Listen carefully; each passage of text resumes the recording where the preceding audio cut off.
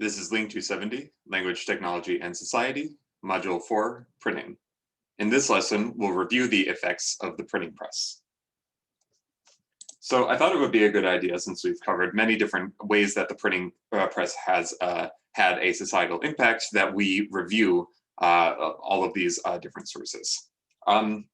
So firstly, we talked about how printing impacted religion, at least in Europe. We saw that the development of the printing press made it very easy for Martin Luther to spread his ideas to a much larger audience, and it also became an arena where religious disputes were fought out as well. So the printing press was in large part a major motivating factor of the Protestant Reformation, and which had very major political consequences years on.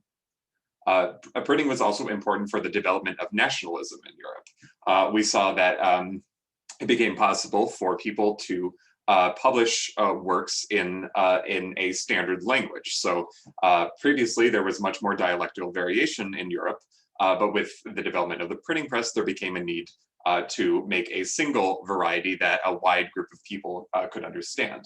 And the ability to publish in these kinds of languages also allowed people to publish works of national literature, such as, for example, in Finland, people could publish languages in Finnish folk tales, for example. And by being able to publish this kind of information and this kind of literature, they were able to develop a kind of idea that that a society should be based on a group of people who have similar cultural and linguistic groupings. And this kind of new idea of nationalism began to replace the previously predominant structure of feudalism. So we see that there were pretty profound political consequences, which had a major contributing factor being the printing press. We also saw that the printing press made it possible for there to be news and newspapers. So previously, it just took too long to handwrite documents that would keep up with the pace of current events. But with the printing press, this became much more possible. Periodical publications could be made very easily. So this became a new development as well. We saw how printing impacted the scientific revolution. So we saw that this kind of manifested in two ways. One of which is that printing made ancient ideas from ancient Greece and Rome and the Arab world, it made them much more common and well read within Europe. And these ancient ideas became the inspiration for more modern scientific ideas. And also the second aspect here is that the printing press allowed empirical results and scientific findings to be spread much more easily with each other. So printing had a major role in these factors which contributed to the scientific revolution. And we also saw that the printing was very important in the Enlightenment. Ideas of politics and philosophy were able to be spread in the same way that scientific findings could be spread as well. And we also saw that because printing press made it much easier to access a wide audience without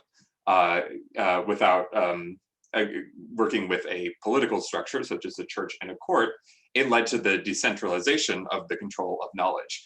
And at this time, we also see much more publications that were challenging authority. We saw some examples of this in the American and French revolutions, for example. So printing had a pretty major role in the Enlightenment as well.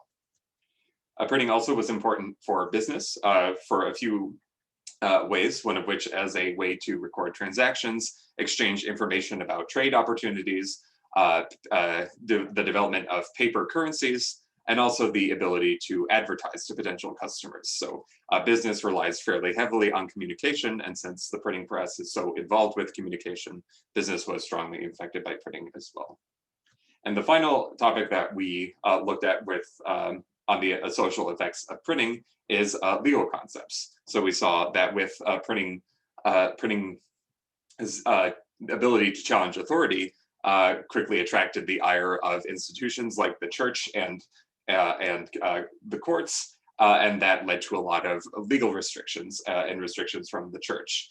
And in opposition to this, there became the concept of the freedom of the press and freedom of speech as well. to assure the right of people to exchange information with a large number of people that the printing press enabled.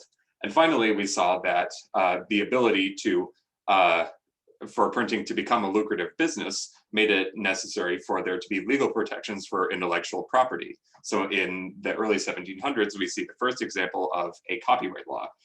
And that idea of intellectual property exists to this day, and it is possibly even more important than it was at the time.